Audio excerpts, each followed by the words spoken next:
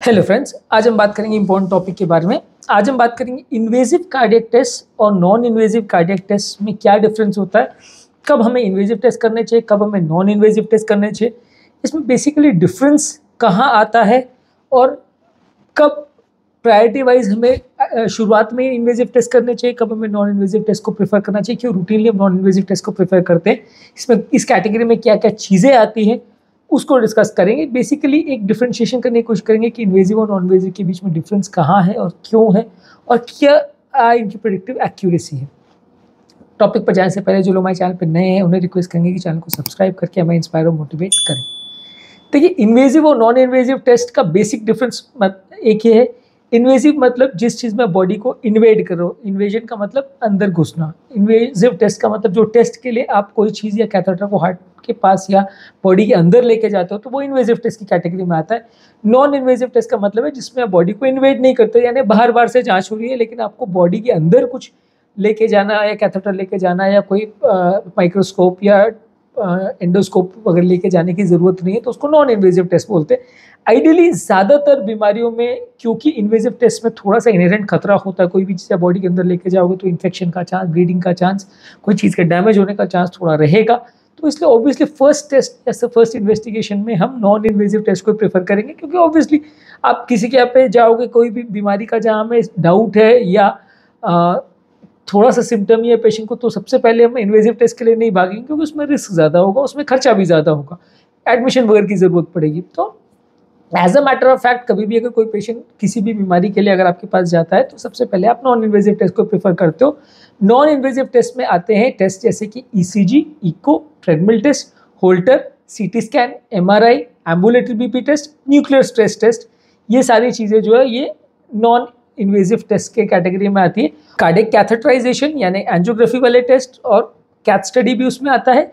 EP study जो कि heart के करंट की जांच होती है। इंट्रावैस्कुलर अल्ट्रासाउंड जो कि हार्ट के अंदर का इन्वेजिव अल्ट्रासाउंड होता है। इंट्रावैस्कुलर सीटी स्कैन यानी ऑप्टिकल कोहेरेंस टोमोग्राफी यानी सीटी स्कैन। इंट्राकार्डियक इकोकार्डियोग्राफी और ट्रांस थोरैसिक इकोकार्डियोग्राफी के बदले trans oesophageal echocardiography. Trans thoracic का मतलब कि छाती के ऊपर से इको करना, ट्रांस इसोफेजियल का मतलब मुंह के अंदर डाल के हार्ट को पीछे से हम देखते हैं, तो वो इंट्रा यानी कि ट्रांस इसोफेजियल इको कार्डियोग्राफी होती है, तो वो इन्वेजिव की कैटेगरी में आती है। तो ये बेसिकली डिफ्रेंसिएशन है कि ये टेस्ट के बीच में।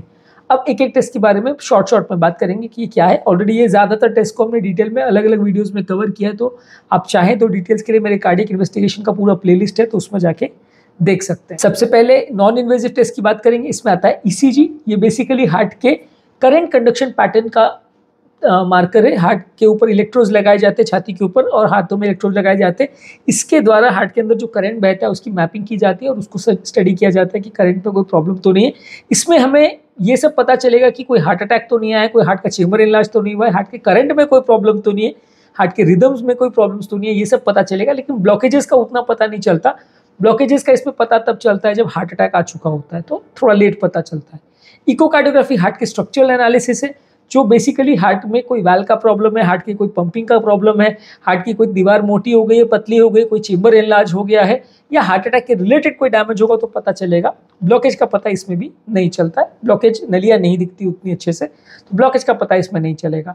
स्ट्रेस टेस्ट बेसिकली ब्लॉकेज का एक रफ असेसमेंट है। इसमें पट्टे पर चलाते हैं पेशेंट को ट्रेडमिल पर और कंटिन्यूस ईसीजी आते हैं, तो ईसीजी पे क्या चेंज पैटर्न डेवलप हो रहा है उसके बेसिस पे हम ब्लॉकेज है या नहीं उसका एक रफ असेसमेंट कर सकते हैं। एक्यूरेसी नहीं आएगी, रफ असेसमेंट पता चल जाएगा कि हाँ किसको हमें एंजियो करने की ज़रूरत है, एटलीस्ट उतना हमें आइडिया आ जाएगा। इसमें बेसिकली और भी बहुत सारी चीज़ें, व्यक्ति की एफर्ट टॉलरेंस कितनी है, स्टैमिना कैसा है, रिहेबिलिटेशन कैसा है, वो सारी चीज़ें भी पता चलती है। उसके बारे में भी हमने सेपरेट वीडियो किया, अपने चैनल पर देख सकते हैं। होल्टर टेस्ट, उसमें हार्ट के करंट में कोई बीच में 24 आवर्स के दौरान कोई प्रॉब्लम तो नहीं आ रही, बीच बीच में करंट कम ज़्यादा तो नहीं हो रहा, ये पता चलता है। कंटिन्यूस हार्ट का ईसीजी की मॉनिटरिंग होती है 24 घंटे के लिए। Cardiac CT scan, cardiac MRI, ये बेसिकली हार्ट का नॉन इन्वेजिव स्कैन है। इसमें आपको कार्डियक एंजियोग्राफी भी कर सकते हो सीटी स्कैन में इसमें, लेकिन कार्डियक जो एंजियोग्राफी वो पार्शियली इन्वेजिव कह सकते हैं क्योंकि उसमें भी काफ़ी हाई वॉल्यूम कॉन्ट्रास्ट बॉडी में इंजेक्ट करते हैं, तो वो कम्प्लीटली रिस्क फ्री तो नहीं है। जैसे कि ईसीजी को टीएमटी कम्प्लीटली रिस्क फ्री है, वैसे सीटी एंजियो रिस्क फ्री नहीं, उसमें भी काफ़ी रिस्क होता है, वो पार्शियली इन्वेजिव कह सकते हैं, पर हाँ उसमें भी नलियों का एक वेग असेसमेंट अपने को मिल जाता है। वो रेगुलर एंजियो जितना एक्यूरेट नहीं है, हाँ, लेकिन उसकी एक्यूरेसी काफ़ी है, 90-95% जितनी है रेगुलर एंजियो की 99% के आसपास होगी, सीटी एंजियो की 90-95% के आसपास मान सकते हैं। नेक्स्ट है कि एमआर एंजियो, वो एमआर एंजियो में एमआरआई के द्वारा आप एंजियोग्राफी करके नलियों का ब्लॉकेजेस और ये सब चीज़ों को पता कर सकते हो। इसकी भी उतनी एक्यूरेसी नहीं है क्योंकि हार्ट कंटिन्यूसली मूव करता रहता है, तो इसमें कई बार आर्टिफैक्ट्स ज़्यादा आ जाते हैं। इसके अलावा 24 आवर एम्बुलेटरी बीपी मॉनिटरिंग, ये उनके लिए जिनके बीपी में बहुत ज़्यादा फ्लक्चुएशंस आते हैं कि कभी क्लिनिक में कुछ आ रहा है, घर पे कुछ आ रहा है, अलग अलग टाइम्स पे वेरिएशन आ रहे हैं, वाइट कोट इफेक्ट आ रहा है, तो उसके बारे में आप जांच कर सकते हो कि बीपी एक्चुअल में कितना रह रहा है, घर पे कितना रह रहा है, वो जांचने के लिए। न्यूक्लियर स्ट्रेस टेस्ट, ये भी बेसिकली स्ट्रेस टेस्ट ही है, स्ट्रेस थैलियम, उसमें रेडियो एक्टिव ट्रेसर इंजेक्ट करते हैं और एक्सरसाइज करने के बाद देखते हैं कि बॉडी में ट्रेसर का अपटेक ज़्यादा है कम है, उसके पैटर्न्स को एनालाइज करते हैं, उसके बेसिस पे असेस करते हैं कि कहीं कोई ब्लॉकेज तो नहीं है। तो बेसिकली ये सारे नॉन इन्वेजिव टेस्ट है जिसके माध्यम से हमको पता चलेगा अलग अलग पैरामीटर्स का। ये सारे टेस्ट में फ़ायदा ये है कि नॉन इन्वेजिव है, सस्ते होते हैं, एडमिशन की ज़्यादा ज़रूरत नहीं है। नुकसान ये है कि ये सारे टेस्ट की एक्यूरेसी 100% नहीं होती, इसमें सब चीज़ें आपको पता नहीं चलेंगी, हाँ स्पेसिफिक चीज़ें आपको पता चल सकती है। अब स्ट्रक्चरल एब्नॉर्मलिटी वगैरह देखने के लिए इको से अच्छा कुछ नहीं है, तो वो मान ले सकते हैं कि हार्ट में कोई पंप फंक्शन का प्रॉब्लम है या स्ट्रक्चरल प्रॉब्लम है, तो उसमें इको तो सबसे बेस्ट है। लेकिन अदरवाइज भी अगर कोई बहुत ब्लॉकेज के बारे में कुछ जानना हो या कोई बहुत हार्ट के करंट के पैरामीटर्स की बहुत डीप एनालिसिस करनी है कि करंट का कहाँ से प्रॉब्लम है, कितना प्रॉब्लम है, आगे क्या करना है, या कोई चीज़ का आपको ट्रीटमेंट करना हो ऑन द स्पॉट, तो उसके लिए ये सब चीज़ों का भी यूज़ नहीं कर सकते, उसके लिए आपको इन्वेजिव टेस्ट ही यूज़ करना पड़ेगा। ये सारे ही टेस्ट के बारे में सेपरेट वीडियोज़ मैंने किए हैं जो कि मेरे कार्डियक इन्वेस्टिगेशंस के फोल्डर पर आप देख सकते हो, उनके प्लेलिस्ट पर आप देख सकते हो, तो आपको उसके सेपरेट वीडियोज़ मिल जाएंगे जिसमें बेसिक इन पर बात हमने करी है। अब आते हैं इन्वेजिव टेस्ट के बारे में। इन्वेजिव टेस्ट में सबसे इंपॉर्टेंट है एंजियोग्राफी।